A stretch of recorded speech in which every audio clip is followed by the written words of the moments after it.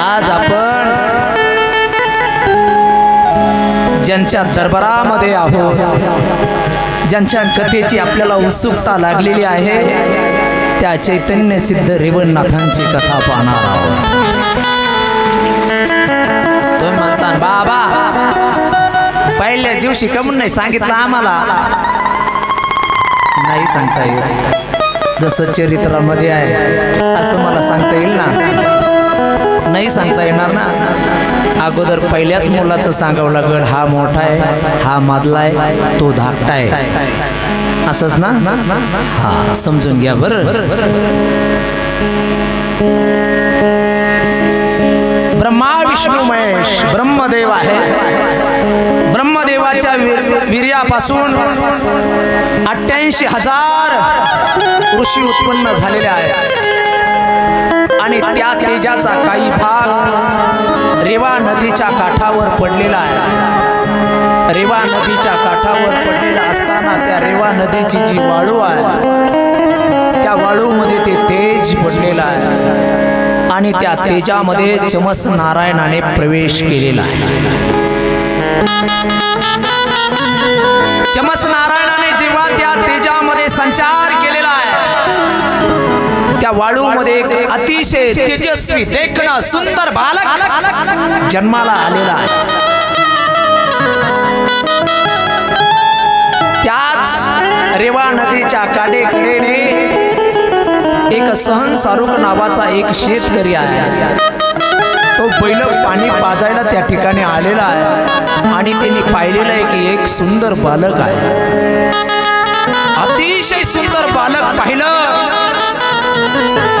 कारण तो चमस नारायणाचा होता। अतिशय गोड बालक पाहिलं आणि शेतकऱ्याने विचार केला, अरे किती सुंदर बालक आहे।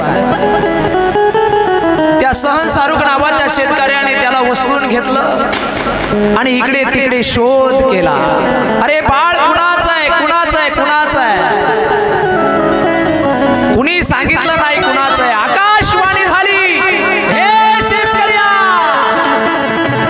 अरे तुझ्या हातामध्ये जे बालक आहे ना, हा चमस नारायणाचा अवतार आहे। रेवा नदीच्या तीरावर पडलेलं हे बालक आहे, या रेवणनाथ नावाने प्रसिद्ध होणार आहे। बाळाला आनंद झाला। चैतन्य सिद्ध रेवणनाथ महाराज की जय। रेवा नदीच्या काठावर बालक सापडलं म्हणून त्याचं नाव रेवण ठेवलेलं आहे। 3 नाव आहेत नाथांना, ऐका। आता सध्याचं नाव काय आहे? फक्त रेवण आहे। पुढे सांगतो। शेतकऱ्याने बाळ घरी घेऊन आलेला आहे। घरी आल्यानंतर आपल्या पत्नीला सांगितलं, अगं पद्मा, काय आपलं भाग्य उदयाला आलंय। भगवान परमात्म्याने आपल्याला सुंदर असं बालक दिलंय। ते बालक घेतलं, आपल्या हृदयाला लावलं, आपलं दूध पाजलं, लहानचं मोठं रेवणनाथ होऊ लागलेलं आहे। जसा कले कलेनं चंद्र वाढतो ना, तसा लहानचं मोठं बाळ होत आलेलं आहे। बाळ लहानचं मोठं होत असताना जसं बाप करत असतो तसा मुलगा करत असतो। जसा बाप करतो तसा मुलगा करत असतो। सहन सारुक नावाचा जो शेतकरी आहे, त्या शेतकऱ्याबरोबर रेवणानेही दररोज शेतामध्ये जावं, शेतीची वेगवेगळी प्रकारची कामं करावीत आणि काम करत असताना विचार करावा की तो भगवान परमात्मा मला कधी भेटेल। ही आस जीवाची खूप महत्वाची आहे। महिला मंडळ, ऐका, जीवनात कधीतरी आपल्याला असं वाटलं पाहिजे की मला तो भगवान परमात्मा का भेटत नाही। काही मी उद्धार पावेल, काही कृपा करील नारायण, ऐसे तुम्ही सांगा संत जन,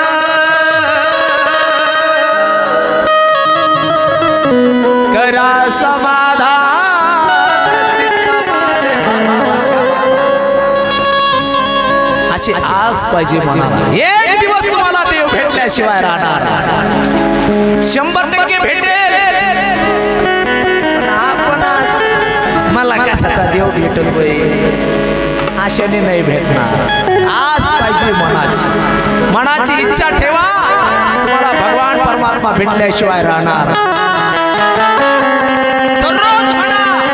दररोज या रेवणनाथाच्या मंदिरामध्ये येऊन म्हणा, देवा तू मला भेटला पाहिजे. रोज म्हणा. एक दिवस तो रेवणनाथ महाराज आपल्या समोर येऊन उभा राहिल्याशिवाय राहणार. 100% विश्वास महत्वाचा, आपली श्रद्धा महत्वाची आहे. विश्वास तो करी स्वामीवरी सत्ता. विश्वास महत्वाचा आहे जीवनामध्ये.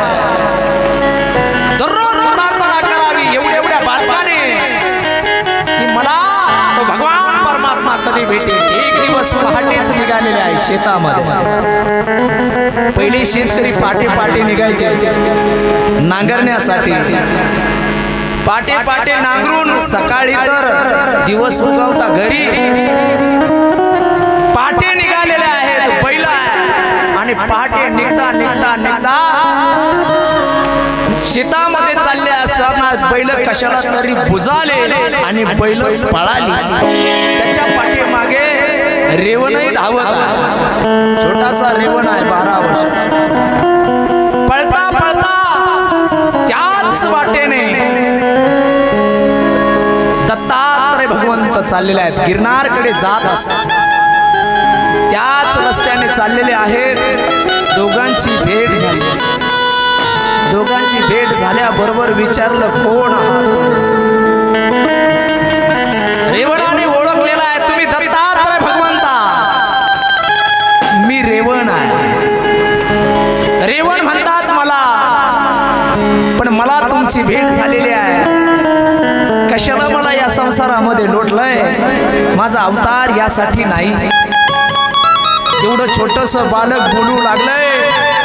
दत्तात्रयाला आश्चर्य वाटलं, अरे कोण आहे हा बालक. दत्तात्रय भगवंताने अंतर्ज्ञानाने ओळखलं तर हा चमस नारायणाचा अवतार. सांगितलं, बाळा ठीक आहे, तुला मी आशीर्वाद देतो. तुला एक सिद्ध महिमा देतो. नीट काळजीपूर्वक ऐका, ही कथा खूप महत्वाची आणि खूप गोड आहे. तुला एक सिद्ध महिमा देतो. प्रसाद स्वरूप म्हणून तू एक सिद्ध महिमा घे. नंतर तुझी तपश्चर्या पाहून मी तुला अनुग्रह देईल, दीक्षा देईल. एक सिद्धी दिलेली आहे. आता मात्र आनंद रेवणनाथाला झाला. वा, जे मला पाहिजे होतं ते भेटलंय याचा आनंद रेवणनाथांना झालेला आहे. रेवणनाथ महाराज दत्तात्रयाचं भजन करत आहे. या भजनामध्ये दंग झाले आहे. दिगंबरा दिगंबरा श्रीपाद वल्लभ दिगंबरा. दिगंबरा दिगंबरा श्रीपाद वल्लभ दिगंबरा. दिगंबरा दिगंबरा श्रीपाद वल्लभ दिगंबरा.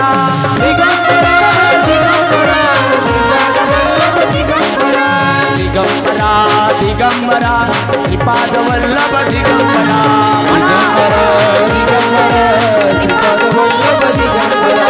दिगंबरा दिगंबरा श्रीपाद वल्लभ दिगंबरा.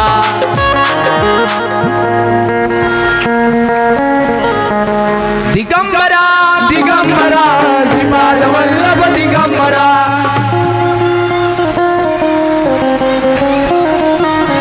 दिगंबरा दिगंबरा श्रीपाद वल्लभ दिगंबरा.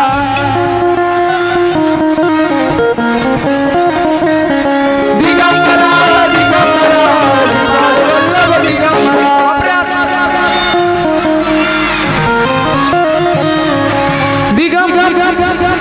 माझ्या एकट्याचा आवाज एवढा येतोय आणि तुम्ही एवढे असताना आवाज आहे ना. जेवणाची व्यवस्था व्यवस्थित नव्हती का? लई जोरात होती. दुपारपासून चाललंय. काहींचे 2-2 टाइम. आता कथा झाल्यावर तिसरा टाइम. पण दिगंबरा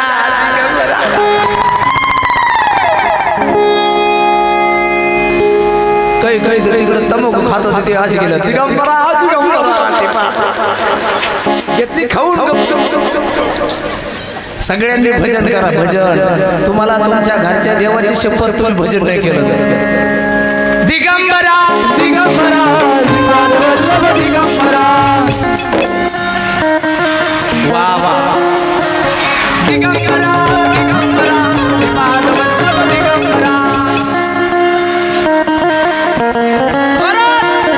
दिगंबरा दिगंबरा वल्लभ दिगंबरा दिगंबरा दिगंबरा वल्लभ दिगंबरा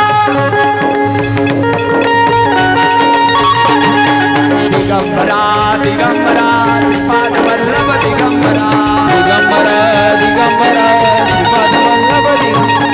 दिगंबरा दिगंबरा वल्लभ दिगंबरा दिगंबरा वल्लभ दिगंबरा दिगंबरा दिगंबरा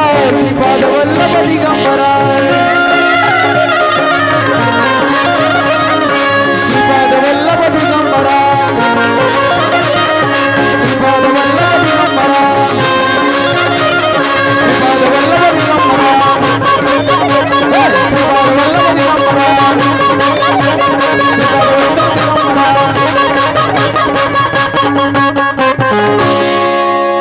चैतन्य सिद्ध रेवनाथ महाराज की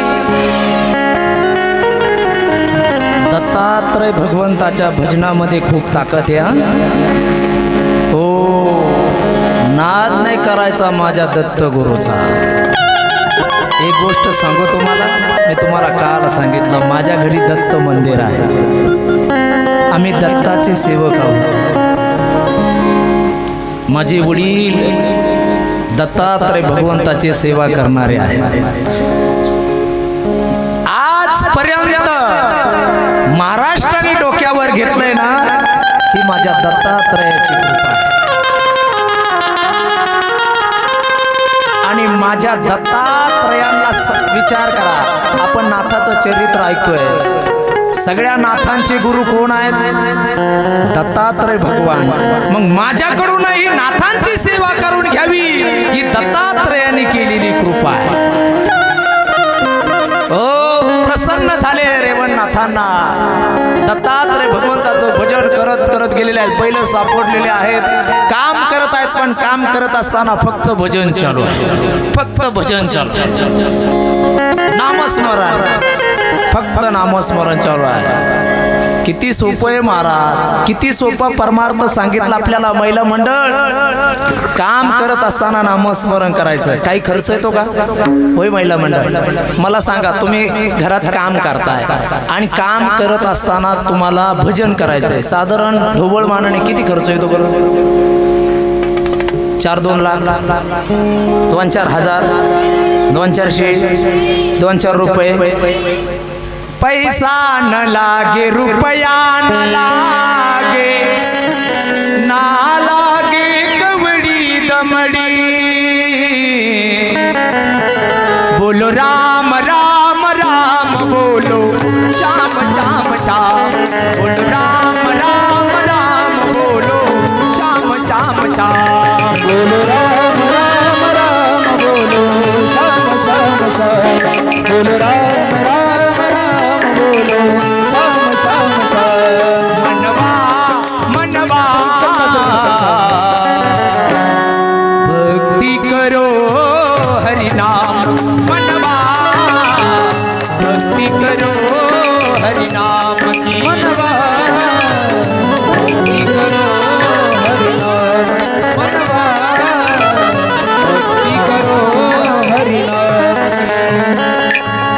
काम करत असताना राम राम म्हणायला काही खर्च आहे का खर्च आहे का अजिबात खर्च नाही पण तरी आपण भजन करतो का होय महिला मंडळ करतो का आपण भजन तुम्ही भाकरी करता का महिला मंडळ भाकरी करता का नाही पुरुष मंडळ भाकरी करता का तुम्ही त्या हा म्हणा त्याच्यामुळे मला वाटलं इकडे सगळे पुरुषच करते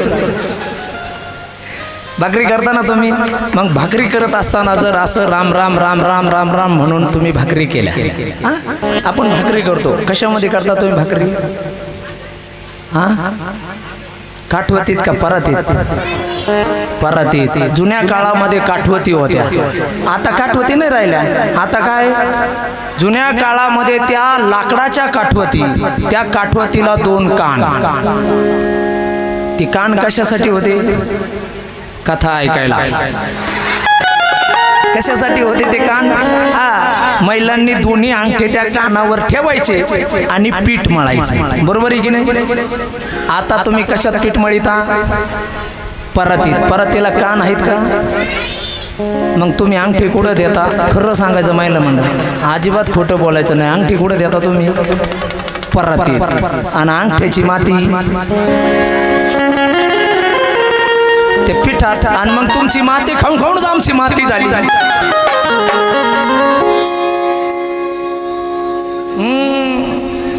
आता तरी बरं आहे महाराज, इकडं शहरामध्ये तर पराती राहिल्या नाही, बाई किचन ओटीवरच मळीत. ठाणे भागात कार्यक्रमाला गेलो, बाई किचन ओटीवर मळीत होती. मी म्हणलो हो बाई, अहो किचन ओटीवर नका मळू. ती म्हणली महाराज तुम्ही खेड्यातले वेडे आहात, आम्ही शहरातले सुशिक्षित माणसं आहोत, इकडे ओट्यावरच मळतात. म्हणलं मळ बाई, भूक लागली आता ना काय? म्हणलं वाट्यावर कमून मळीत आपण तुम्ही? ती म्हणली महाराज परातीपेक्षा ओटा मऊ असतो, मऊ असतो. म्हणलं मळबो आता काय करते? पण ती चप्पल घालून स्वयंपाक करत होती. मी म्हणलं मावशी अहो चप्पल घालून स्वयंपाक नाही करू. ती म्हणली महाराज तुम्ही खेड्यातले वेडे आहात, आमच्या इकडे शहरामध्ये चप्पल घालूनच स्वयंपाक करतात. म्हणलं कर बाबा, भूक लागली आता, आवर कर लवकर. तिनं स्वयंपाक सुरू केला आणि ती वाढायला आली, पण वाढायला येताना दुसरी चप्पल घालून आली. आता मी म्हणलं नक्की घोटाळा झाला, बाई नक्की गेली आणि बाथरूम मध्ये चप्पल आली. मी म्हणलं बाई बाई अहो मावशी, म्हणलं तुम्ही चप्पल घालून वाढीता ती ती ती ती आली चप्पल तुमची. ती म्हणली नाही महाराज ती ती चप्पल नाही, ही वाढायची चप्पल आहे. वाढायची चप्पल? ती म्हणली हो वाढायची चप्पल आहे. म्हणलं वाढ, मग आता काय करतो? 2 भाग कर, पुढची मी खातो आणि मागची तू खाय, खाऊ दो गप. भजन करता का तुम्ही? भाकरी करता का? कशाच्या? गव्हाच्या पिठाच्या. आता तोंड झोडून घ्यायचं, मशीन आणा मा तोंड झोडा. ती हा म्हणती पैसा दिवस नाचली तू. हो कशाच्या भाकरी करतो? बाजरीच्या पिठाच्या किंवा ज्वारीच्या पिठाच्या आपण अशा भाकरी करतो, बरोबर? अशा भाकरी करतो. मग भाकरी करत असताना समजा राम राम राम राम राम राम म्हणून आपण भाकरी केल्या, समजायला काय हरकत आहे? महिला मंडळ नाही करणार तुम्ही, पण समजा आपण असे विठ्ठल विठ्ठल म्हणून भाकरी केल्या. अहो नुसतं समजा, तुम्ही नाही करणार पण समजा असं विठ्ठल विठ्ठल म्हणून तुम्ही भाकरी केल्या आणि ती भाकर तुमच्या नवऱ्याने खाल्ली, काय होईल बरं? महिला मंडळ काय होईल? पोट दुखन त्याचं, आळे पिळे देईन तो, त्याला नगरला नेऊन ऍडमिट करावं लागल, त्याचे फोटो काढावं लागते त्याच्या पोटाचे, आहे ना? नाही नाही महाराज, अहो तुम्ही जर विठ्ठल विठ्ठल म्हणून भाकरी जर केली आणि ती जर तुमच्या पतीने खाल्ली तर मला नाही वाटत आयुष्यात कधी तुमचं त्याचं वाकडं होईल. पण आपण तसं नाही करत. आपला उगा 10-11चा टायमिंग भाकरी करायचा उन्हाच्या तडाक्यात आणि ती तिकडून येतो गावातून, त्याचं पेट्रोल संपलेलं, चैन तुटलेली, ते घामाने भिजलेलं, ते लुटीत लुटीत आणतंय आणि ही भाकरी करत असतील. त्याला पाहती येऊन मेला प्रधान माय नशिबी भेटला मी होते म्हणून. म्हणा म्हणा, घरी जे म्हणतात तेच म्हणायचं, दुसरं तर मी होते म्हणून. दुसरी असती तर काही तो महिला मंडळ म्हणतो माझा पाय लागला म्हणून या संसाराचा भरभराट झाला. अगं बाई, तुझा पाय एवढा पवित्र आहे, तू जेव्हा बापाचं घर सोडलं तेव्हा 1.5 एकर त्याने इकिली, असा तर तुझा पाय. ओ काम करत असताना राम राम, पैसा न लागे रुपया न लागे नाला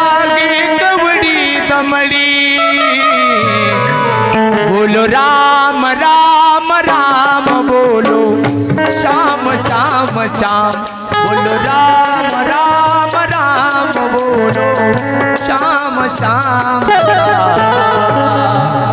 रेवणनाथांचं भजन चालू आहे, आता फक्त भगवंताचं भजन चालू आहे। घरी आले तरी भजनच चालू आहे। भजनाने परिणाम असा झाला, महिमा सिद्धी श्री रूपामध्ये आली। श्री रूपामध्ये आल्यानंतर विचारलं कोण आहात तुम्ही? सांगितलं मी सिद्धी आहे। बोला काय पाहिजे तुम्हाला ते मी द्यायला तयार आहे। म्हणले असं कुठं होत असतंय का? रिद्धी सिद्धी आपण म्हणतो ना, रिद्धी सिद्धी प्राप्त संत आहेत आणि रिद्धी सिद्धी प्राप्त संत आहेत, ते संत म्हणते इथं देणगी द्या, आमचं मंदिर चालू आहे, देणगी द्या। आणि रिद्धी सिद्धी प्राप्त संत देणगी मागायची काय गरज आहे? अहो रिद्धी सिद्धी म्हणजे काय? तुम्ही म्हणलं का या साऊंडचं सोनं, सोन्याचा साऊंड आणि तेच मागत येते, थोडं द्या। ओ आमच्या कोणत्याच कथेत आम्ही रुपये मागितला नाही, कशाला द्यायचंय बाबा? लोकांच्या कष्टाचा पैसा आहे महाराज, घाम गाळलाय। हो सिद्धी आलेली आहे, श्री रूपामध्ये आलेली आहे। सांगितलं बोला तुम्हाला काय पाहिजे ते मागा। म्हणले घरामध्ये भरपूर राशी पडलेल्या आहेत, कशाच्या? शेतकरी वर्ग राशी कशाच्या? धान्याच्या राशी। हे म्हणते मेष वृषभ कन्या धनु या राशी नाही, धान्याच्या राशी पडलेल्या आहेत। म्हणले या मोहराच्या सोन्याच्या राशी करा। झाल्या ना सगळ्या सोन्याच्या राशी, घर सोन्याने भरलं, अख्खं घर सोन्याने भरलं। दुसऱ्या दिवशी पहाटे दररोज जायचा नियम होता रानामध्ये बैल घेऊन, पण रेवणनाथ महाराज रानातच जायला। सहनसारूक शेतकरी वडिलांनी सांगितलं अरे का नाही गेला? म्हणला कशाला जायचं शेतामध्ये, एवढ्या दिवसाचं शेत करतोय आपण, काही पिकतंय का? काही पिकाना काय होईना, त्याचा आपला काय संसार होईना, कशाला जायचंय? नको नको जायचं नाही। अरे नाही नाही मग तू काय असं आहे का? आपला संसार त्याच्यावर आहे, आपल्याला खाऊ कोण घालीन? आपण काय काय श्रीमंत आहेत का? नाही नाही जावं लागेल, काय जायची गरजच नाही। आता मात्र सहनसारूक शेतकरी रागावला, म्हणला अरे तू काय लय मोठ्याच्या पोटी जन्माला नाही आला बाबा, शेतकरी आहेत आपण, आपल्याला शेतात जावं लागेल। तू म्हणला शेतात जायची गरजच नाही ना, कशाला जायचं शेतामध्ये एवढं सोनं असताना? म्हटलं कुठे सोनं? म्हटले आतमध्ये खोलीमध्ये जाऊन पहा बरं। खोलीमध्ये जाऊन पाहिलं तर धान्याऐवजी सगळं सोन्याचेच दाणे, राशीची राशी सगळ्या सोन्याच्या, या सोन्याच्या राशी झालेल्या पाहिल्या आणि सहनसारूक शेतकऱ्याला कळलं अरे आकाशवाणी झाली होती, हा सामान्य अजिबात सामान्य नाही, हा कोणीतरी सिद्ध पुरुष आहे। हा पुरुष कोणीतरी सिद्ध असा आहे। कोण आहे? कोण आहे? आता मात्र रेवणनाथांची कीर्ती पसरायला लागली, पण एवढी संपत्ती आली, आपल्याकडे एवढी संपत्ती आली असती तर आपण काय केलं असतं? भाई मंडळ येणार नाही, पण जस काय आली बुवा तेवढाच घ्या आनंद, नाहीतरी आपल्याला कुठं पाहायला भेटत। पण जस काय आली बुवा, शाळेमध्ये आपल्याला गुरुजी नव्हते सांगत का मी पंतप्रधान झालो होतो, आता पंतप्रधान कशाला म्हणते हे वांग कळत नव्हतं तवा, मी पंतप्रधान। तसं आपलं समजायला काय हरकत आहे? निस्त समजायचंय।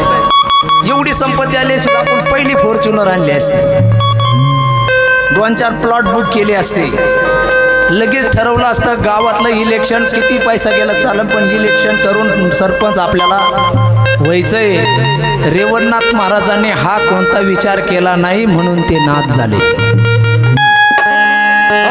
हा कोणता विचार केला नाही, मग काय विचार केला? सगळ्या साधू संतांना बोलवावं, जेवण घालावं, अखंड अन्नदान सुरू केलेलं आहे। ज्याला जमीन लागते त्याला जमीन, ज्याला घर लागतं त्याला घर, एका जनार्दनी मांडिले दुकान, दुकान मांडलेलं आता ज्याला जे पाहिजे ते भेटतंय, अशी कीर्ती वाढू लागलेली आहे. ज्याला जे पाहिजे ते लगेच सिद्धीला सांगायचं या ठिकाणी एवढं याची भरभराट करून द्या, झाली भरभराट. आता मात्र रेवणनाथ महाराजांची कीर्ती वाढायला लागली, गावोगावी वरून लोक यायला लागली आणि रेवणनाथ महाराजांची दर्शनाला बारी लागू लागली. आता मात्र सगळीकडे चर्चा हीच, कोण सिद्ध पुरुष आहे? तो सिद्ध पुरुष आहे जो ज्याला जे पाहिजे तो देत आहे. ही कीर्ती वाढत वाढत गेली. ही कीर्ती ज्या ठिकाणी वाढत होती त्या गावाचं नाव होतं बुंदलगाव. या बुंदल गावामध्ये मच्छिंद्रनाथांचं आगमन झालं. मच्छिंद्रनाथ महाराज गावामध्ये आलेले आहेत.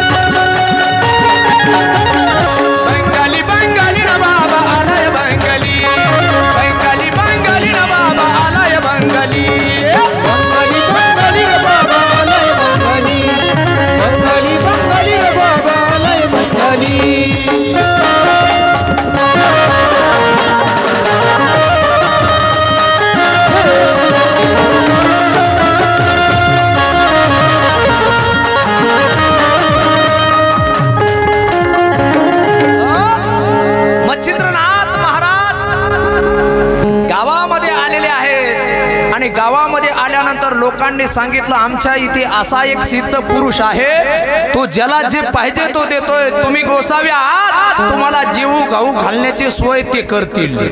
कोणाला? मच्छिंद्रनाथांना.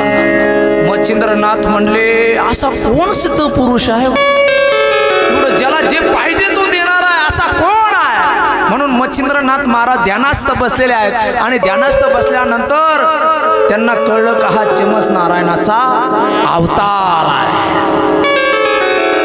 चिमस नारायणाचा अवतार आहे, पण गुरुचा शोध होत नाही. कोण आहे याचा गुरु? गुरु कोण आहे? गुरु कोण आहे? खूप प्रयत्न केला पण मच्छिंद्रनाथांना गुरु सापडत नाही. म्हणून मच्छिंद्रनाथांनी एक युक्ती केली. मच्छिंद्रनाथांनी अशी युक्ती केली, गावाच्या बाहेर राहिले आणि झाडाखाली बसून सगळ्या जंगलातले पशु पक्षी प्राणी सगळ्यांना जीव घालण्याचा कार्यक्रम सुरू केला. इकडं माणसाला जीव घालण्याचा कार्यक्रम, इकडं पशु पक्ष्यांना प्राण्यांना जीव घालण्याचा कार्यक्रम. पण वाघ आले आणि त्या ठिकाणी हरण जरी आले तर एकमेकाला खात नव्हते. सगळ्या पशु पक्ष्यांना प्राण्यावर सत्ता मच्छिंद्रनाथांनी आरूढ केली. सगळ्यांना जीव खाऊ घालायचे. आता मात्र ही चर्चा लोकांनी सांगितली. म्हणले आपल्या तिथे एक गोसावी बाबा आलेला आहे. हातात चिमटा काकीत झोळी घालून भगवावे, दारी आला या बाबा दिला या आवाज निरंजन आला या बाबा दिला या आवाज निरंजन आदेश, दारी आला या बाबा दिला या आवाज निरंजन आदेश. एक बाबा आलेला कोणीतरी, काके झुळे हातामध्ये चिमटा खडवा आहे, रुद्राक्ष माळा आहे, कमंडलू आहे, चिमटा आहे, भस्म आहे, उद्या आहे, कमंडलू मध्ये जल आहे, असा वेश धारण केलेला बाबा आहे आणि सगळ्या पशु पक्ष्यांना प्राण्यांना जीव घालत आहे. आता रेवणनाथ महाराज म्हटले असा कोण आहे की ज्यांनी प्राण्यावर सत्ता आहे केली.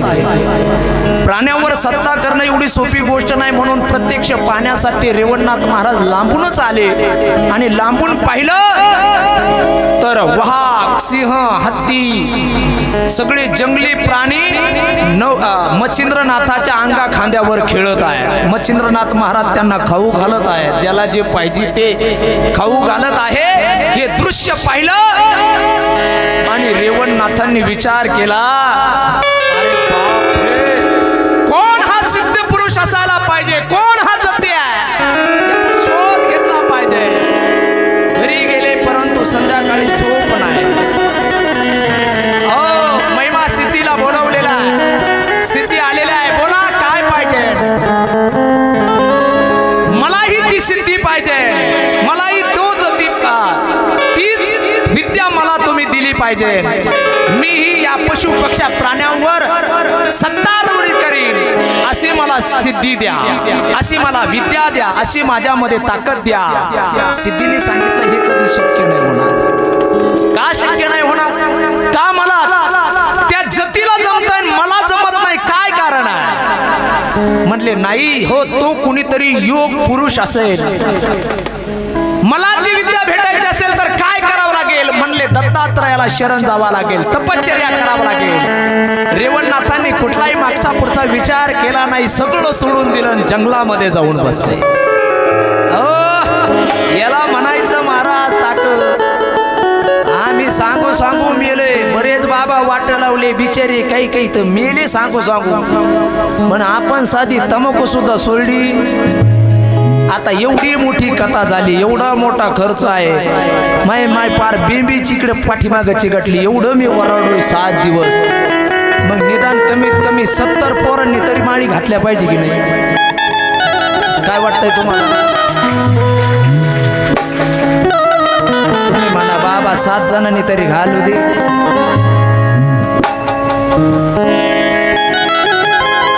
काहीतरी बदल झाला पाहिजे गड्या. ऐका गड्या, हो तरुण मंडळी, काहीतरी बदल झाला पाहिजे. जर बदल होत नसेल तर एवढा मोठा खर्च करून, एवढी मोठी कथा करून, एवढे मोठे कीर्तन करून काय उपयोग आहे? आपल्यामध्ये बदल निश्चित झाला पाहिजे. ठीक आहे, आजपर्यंत तुम्हाला सांगणारं कोणी नव्हतं म्हणून तुम्ही बदल करून घेतला नाही. पण एकदा सांगितल्यानंतर, कळल्यानंतर तरी आपण बदल केला पाहिजे. एवढं कळू नाही, एवढं सांगू नाही. एखादा बाबा बिंबीच्या देठापासून तुम्हाला सांगू नाही, जर आपण जर कळून घेत नसेल, एवढ्या पवित्र रेवणनाथाच्या दरबारामध्ये जर आपण सुधरू शकत नसेल, तर मग आपण जगून तरी काय उपयोग आहे? कशाला मोकार जमिनीला वार जगू पण नाही. 7 दिवस बाबांनी ओरडून जर आपण माळ घालत नाही ना, आपण जर नीट वागत नाही ना, तर मग आपल्याला जगण्याचा अधिकार नाही. ही ब्याज गेलेलीच बरी. मग राहून तरी काय उपयोग याचा? अहो, घरात गेले का घरल्याला, बाहेर गेले का गल्लीला त्रास, गावात आले का ग्रामपंचायतला त्रास, तालुक्यातली सगळी जनता बेजार होती. जगून तरी काय उपयोग आहे? बदल झाला पाहिजे. काय इच्छा उत्पन्न झाली माझ्या रेवणनाथांची? नाही, मलाही तीच सिद्धी पाहिजे, मलाही तीच विद्या पाहिजे. मीही या पशु पक्षी प्राण्यांवर सत्तारूढ केलं पाहिजे. म्हणून दत्तात्रयाच्या भेटीसाठी निघालेले आहेत, जंगलामध्ये गेलेले आहेत. दत्तात्रयाचं नामस्मरण चालू आहे. दिगंबरा दिगंबरा श्रीपाद वल्लभ दिगंबरा, दिगंबरा दिगंबरा दिगंबरा श्रीपाद वल्लभ दिगंबरा, दिगंबरा दिगंबरा दिगंबरा श्रीपाद वल्लभ दिगंबरा,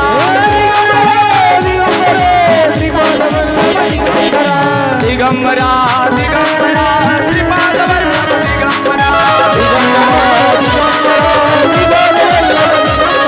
दिगंबरा श्रीपाद वल्लभ दिगंबरा, दिगंबरा दिगंबरा श्रीपाद वल्लभ दिगंबरा, घोर तपश्चर्या चालू आहे.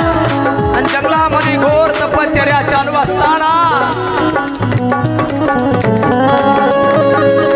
जंगलामध्ये घोर तपश्चर्या चालू असताना झाडाचा पाला खाऊन रेवणनाथ महाराजांनी तपश्चर्या करावी. दत्तात्रय भगवंत भेटीसाठी येत नाहीत. आता आणखीन कठोर तपश्चर्या करायची. आपले मनोरथ पूर्ण होईपर्यंत जो जगा हालत नाही, आपलं मनोरथ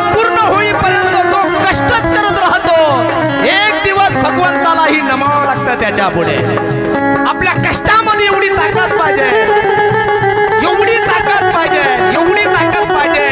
जे झुकलाच पाहिजे आणि झुकणार. आपल्या तपश्चर्येमध्ये तेवढा दम पाहिजे, आपल्या तपश्चर्येमध्ये तेवढी ताकद पाहिजे. अखंड नामस्मरण चालू आहे. झाडाचा पाला खाऊन बंद केलेला आहे, झाडाचा पाला खायचा. आता मात्र अन्न नाही, आता फक्त पाणी आहे. पाणी पिऊन बऱ्याच दिवस तपश्चर्या केली, आता पाणी बंद केलेलं आहे. आणि अन्न पाण्याविना फक्त नामस्मरण आहे. दिगंबरा दिगंबरा श्रीपादवल्लभ दिगंबरा दिगंबरा दिगंबरा श्रीपादवल्लभ दिगंबरा दिगंबरा दिगंबरा श्रीपादवल्लभ दिगंबरा.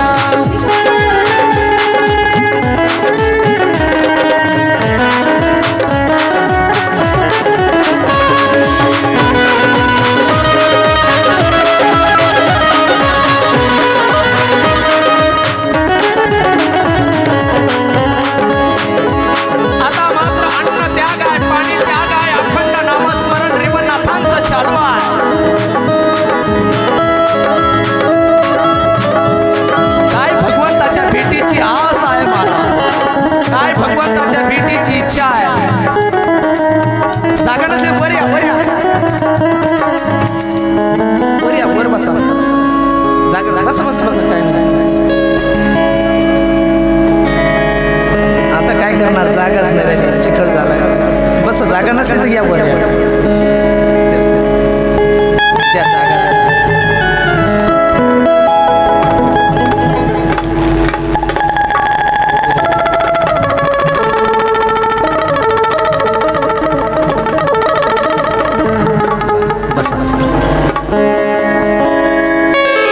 रेवणनाथांची अखंड तपश्चर्या चालू आहे. आता मात्र मच्छिंद्रनाथ महाराज विचार करता, अरे आपण प्रयोग केलाय खरा, पण आता रेवणनाथांचं काय, कोण असेल यांचा गुरु. म्हणून अष्टसिद्धींना बोलवलेला आहे. कोण मदत करतंय रेवणनाथाची, आतापर्यंत कोणी मदत केली. एका सिद्धींनी सांगितलं, भगवान दत्तात्रयाला मला सांगितलं, म्हणून मी आजपर्यंत त्यांची सेवा करत होते, त्यांच्या सेवेसाठी होते. मन कळाला मच्छिंद्रनाथांना, हा रेवणनाथ म्हणजे माझा गुरुबंधू आहे. ठीक आहे, पण गुरुबंधूला वाचवायला जावा लागेल. इथं एक महाराज दुसऱ्या महाराजाच्या कीर्तनाला येत नाही. इथं एक नाथ दुसऱ्या नाथांच्या मदतीला धावून गेलेला आहे. आणि मच्छिंद्रनाथांनी ललकारी दिलेली आहे, अलग निरंजन. ओम नमो आदे, बोलो ओम नमो आदे, ओम नमो आदे, बोलो ओम नमो आदे. अलग निरंजन नवनाथाय नमः, अलग निरंजन नवनाथाय नमः. निरंजन नवनाथाय नमः, अलग निरंजन नवनाथाय नमः, अलग निरंजन नवनाथाय नमः, अलग निरंजन नवनाथाय नमः, अलग निरंजन नवनाथाय नमः, अलग निरंजन नवनाथाय नमः. निरंजनाचा जयघोष करत करत मच्छिंद्रनाथ गिरनार पर्वताकडे निघालेले आहे. गिरनार पर्वतावर दत्तात्रयाजवळ जाऊन आवाज दिलेला, अलग निरंजन नवनाथाय नमः, अलग निरंजन नवनाथाय नमः, अलग निरंजन नवनाथाय नमः, अलग निरंजन नवनाथाय नमः. आता मात्र दत्तात्रय तपश्चर्या बसलेले निघाल्या. दत्तात्रयाने विचारलेला, मच्छिंद्रनाथा कोण आहात, कशासाठी एवढं तपश्चर्या आहे, कशासाठी एवढे. काही करा, पण माझ्या गुरुबंधूला वाचवा. काय प्रेम आहे माझ्या रेवणनाथावर, मच्छिंद्रनाथांची कृपा, काय प्रेम आहे. वा वा. मच्छिंद्रनाथांनी म्हणावं, काही करा, पण आत्ताची आत्ता तुम्ही चला या ठिकाणाहून. अरे बाबा, नाही येता येणार, नाही यावंच लागेल. काही करून तुम्हाला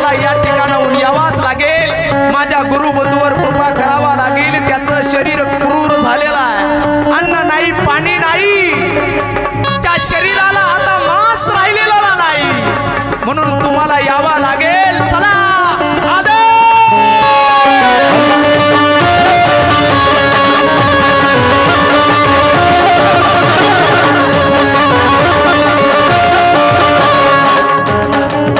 रेवणनाथांचा सगळा वृत्तांत मच्छिंद्रनाथांनी दत्तात्रयांना सांगितलेला आहे. किती दिवसापासून तपश्चर्या करत आहेत. या तपश्चर्याचं फळ रेवणनाथाला द्यावं लागेल. म्हणून मच्छिंद्रनाथांनी दत्तात्रयाच्या हाताला धरून दत्तात्रयाला उठवलेला आहे आणि मच्छिंद्रनाथ आणि दत्तात्रय भगवान रेवणनाथाच्या समोर प्रगट झालेले आहेत.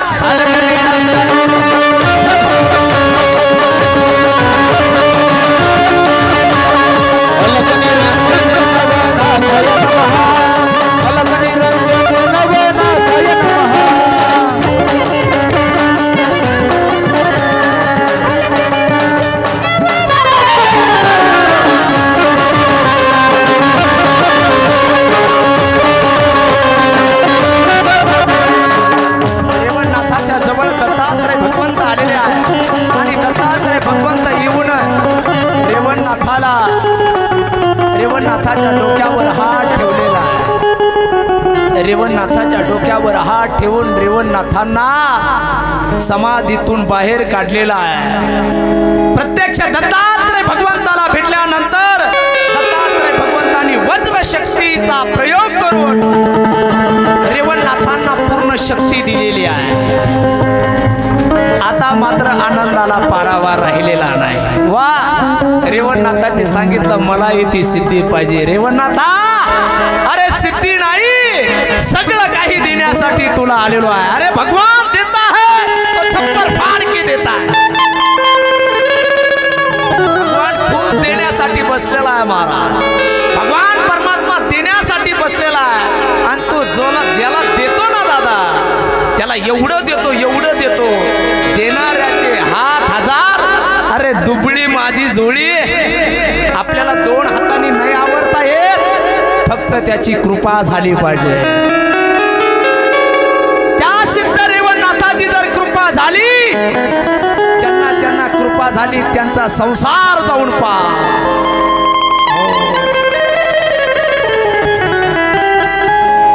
आणि जे त्यांच्या नादाला लागले त्याचा कार्यक्रम पहा. नका लागू नाथाच्या नादीनं वर्षात हरळ उगवती. नका लागू नाथाच्या नादीनं वर्षात हरळ उगवती. नका लागू नाथाच्या नादीनं वर्षात हरळ उगवती. नका लागू नाथाच्या नादीनं वर्षात हरळ उगवती. नका लागू नाथाच्या नादीनं वर्षात हरळ उगवती. नका लागू नाथाच्या नादीनं वर्षात हरळ उगवती. लागू नाथाच्या नादीनं वर्षात हरळ उगवती. नका लागू नाथाच्या नादीनं वर्षात हरळ उगवती. माझ्या नाथाच्या नादाला लागला त्याचा सुपडा साप झाला. त्याचा सुपडा साप झाला. त्याचा सुपडा साप झाला. भक्ती करू लागला त्याचा जीवाचा उद्धार झाला. त्याचा जीवाचा उद्धार झाला. त्याचा जीवाचा उद्धार झाला. अरे उलट सुलट बोलू नको होईल तुझी रे माती. उलट सुलट बोलू नको होईल तुझी रे माती. नका लागू नका लागू नका नका नका नका नका नका नका नका नका लागू नाथाच्या नादीनं वर्षात हरळ उगवती. नका लागू नाथाच्या नादीनं वर्षात हरळ उगवती. नका लागू नाथाच्या नादीनं वर्षात हरळ उगवती. नका लागू नाथाच्या नादीनं वर्षात हरळ उगवती.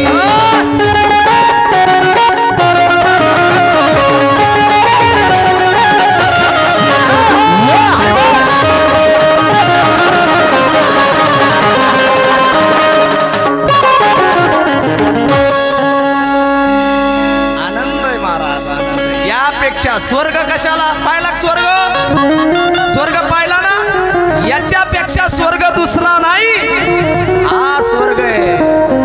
हा स्वर्ग आहे. 7 दिवस कथेत बसल्यानंतर कधी वेळ निघून जातो कुणाला माहित होत नाही. प्रत्येकाला स्वर्गात गेल्यासारखं वाटतंय की नाही.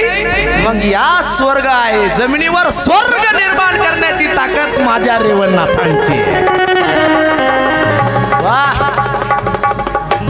आमचे महाराज मंडळी महाराज रमून जातात. महाराज रमून याच्यामध्ये महाराज, किती आनंद महाराज, काय भगवान परमात्म्याची कृपा असावी महाराज.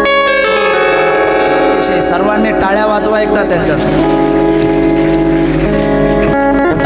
रेवणनाथांना दत्तात्रय भगवंताने सगळे शस्त्र अस्त्र तंत्र मंत्र सगळे शिकवलेले आहे. मच्छिंद्रनाथ आणि रेवणनाथांची खूप चर्चा झालेली आहे. वेगवेगळ्या विद्या मच्छिंद्रनाथांनी ही वेगवेगळ्या विद्या रेवणनाथांना दिलेल्या आहेत. रेवणनाथाला पुढे दत्तात्रयाने प्रवास सांगितलेला आहे की तुम्ही कुठे प्रवास करायचा आहे, ते प्रवासाचा मार्ग सांगितलेला आहे. दत्तात्रय भगवंत गिरनार पर्वतावर निघून गेलेले आहेत. मच्छिंद्रनाथ महाराजही गेलेले आहेत आणि रेवणनाथ महाराजांचा प्रवास सुरू झालेला आहे. प्रवास करत करत करत करत मान देशामध्ये विटे गावी रेवणनाथ महाराज आलेले आहेत. रेवणनाथ महाराज त्या ठिकाणी आल्यानंतर त्या ठिकाणी सरस्वती नावाचा एक ब्राह्मण आहे. जान्हवी नावाची त्याची एक पत्नी आहे. हे कुटुंब त्या गावामध्ये राहत आहे.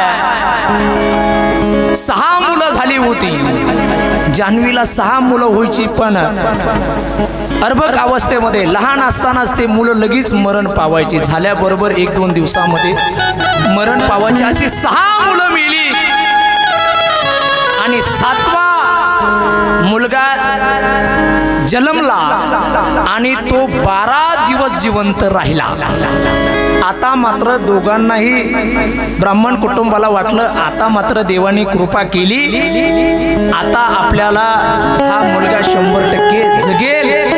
12 दिवस राहिला. 12व्या दिवशी बारशाचा कार्यक्रम मोठ्या आनंदात थाटामाटामध्ये सुरू केला. मंगलवाद्यवाले बोलवले, मंगलवाद्य सुरू झालं. अतिशय मंगलवाद्य सुरू झालेला आहे आणि या मंगलवाद्यामध्ये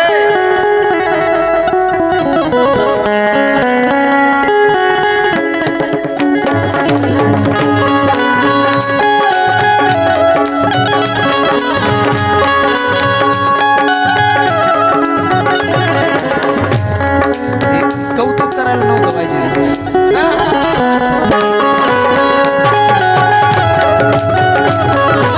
मंगलवाद्य सुरू झालेला आहे. देशोदेशीचे ब्राह्मण बोलवलेले आहेत. वेगवेगळ्या प्रकारचे साधू संत महंत बोलवलेले आहेत. बारशाचा कार्यक्रम आहे आणि हाच कार्यक्रमाचा उत्सव चालू आहे. मंडप दिलेला आहे, तोरणं बांधलेले आहे, रांगोळ्या काढलेल्या आहेत, सडा शिंपलेला आहे. मंगलवाद्यामध्ये पाहुणे मंडळी येत आहेत, ब्राह्मणाला भेटत आहे. खूप आनंद होत आहे आणि आनंदाच्या वातावरणामध्ये त्याच गावामध्ये रेवणनाथ महाराजांचं आगमन झालेलं आहे. रेवणनाथ महाराजांचं आगमन झालेलं या सरस्वती ब्राह्मणाला कळालेला आहे. त्याला आनंद झालेला आहे. रेवणनाथांच्या जवळ गेलेला आहे, दर्शन घेतलेलं आहे. चला आमच्या घरी, आम्हाला मुलगा झालाय आणि मुलगा झालेला बारशाचा कार्यक्रम आहे, तुम्हीही भोजन करण्यासाठी आमच्या इथे यावं, हे आमंत्रण दिलेलं आहे. रेवणनाथ महाराज आलेले आहेत. सगळ्यांना जीव घातलेला आहे. रेवणनाथ महाराजांना येतो सांग पूजा अर्चा जीवन रेवणनाथांना दिलेला आहे आणि दिल्यानंतर विनंती केली ब्राह्मणाने, आजच्या दिवस याच ठिकाणी मुक्कामाला राहा. संध्याकाळ झालेली आहे. सगळी ज्याच्या त्याच्या घरी गेलेले आहेत आणि संध्याकाळी रेवणनाथ महाराज झोपलेले आहेत आणि सरस्वती ब्राह्मण झोपल्यानंतर रेवणनाथ महाराजांची सेवा करत आहे, पाय दाबत आहे.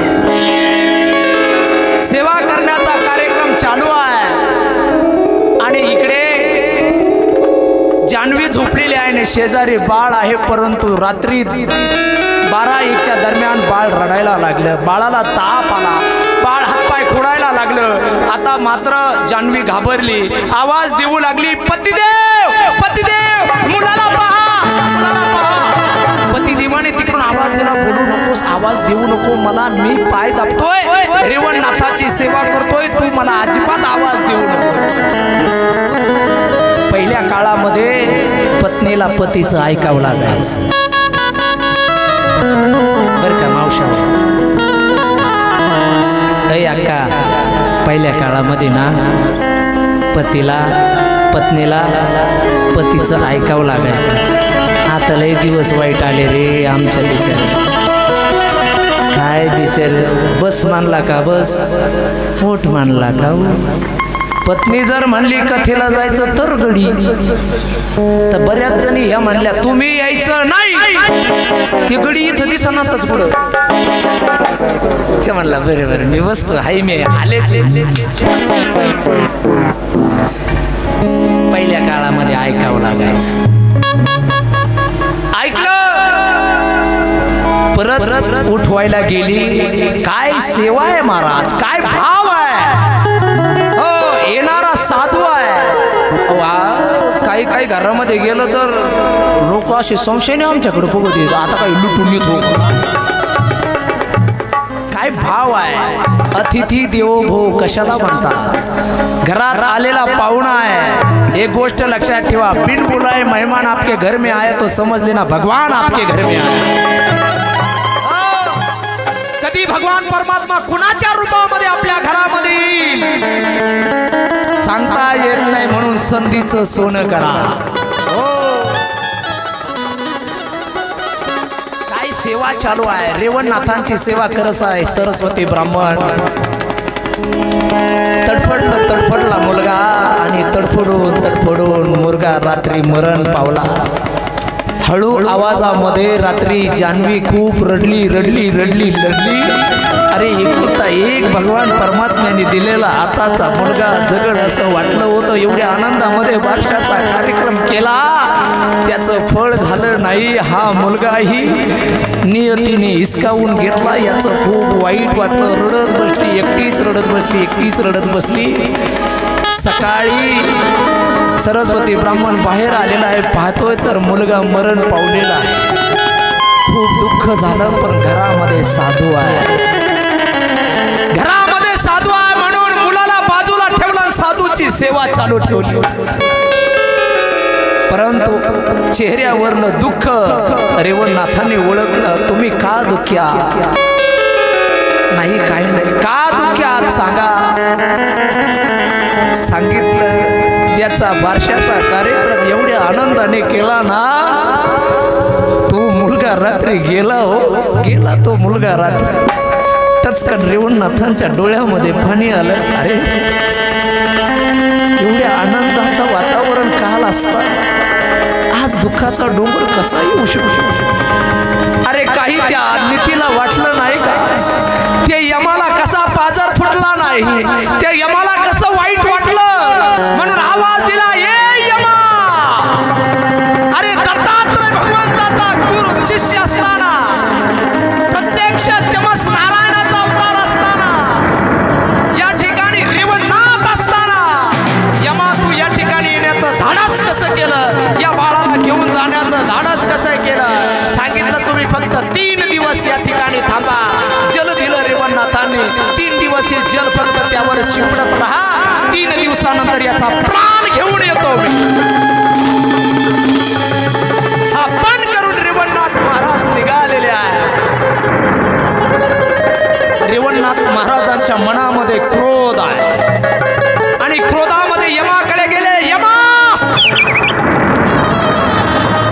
काय कारण तू आणलास. त्या सरस्वता ब्राह्मणचा एकुलता एक मुलगा तू का आणलास. घाबरत सुटला. माफ करा मला, पण माझं काम आहे, मी काय करणार आहे. रेवणनाथ महाराजांनी वेगवेगळी अस्त्र सोडून यमाचे हाल चालवलेले आहे. यमदूत सांगू लागले आमचे हाल करू नका, आम्ही फक्त कामापुरते आहोत. आम्हाला सांगितलं घेऊन या म्हणून आम्ही घेऊन आलो. आम्हाला माफ करा. कुणी आणायचं सांगितलंय, भगवान शिवजी आहे. आता मात्र रेवणनाथाचा राग शिवजी सोडणार नाही. यमाच्या दूतांना सोडून दिला आणि रेवणनाथ महाराज कैलासाकडे निघाला. भगवान शंकरजी नामस्मरणामध्ये दंग आहे.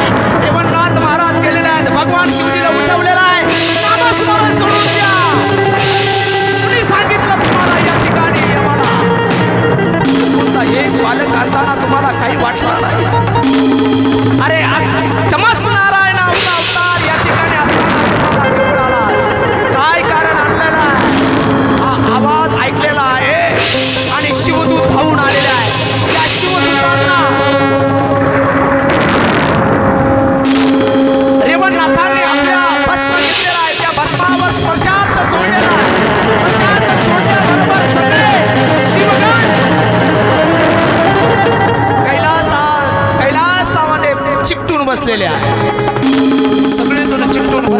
आता मात्र ही बातमी शिवजीला कळलेली आहे. शिवजीने अष्टभैरवांना बोलवलेलं आहे. अष्टभैरव आलेले आहेत आणि अष्टभैरवांनी रिवणनाथावर प्रहार सुरू केलेला आहे. एकमेकांचं युद्ध सुरू झालेलं आहे.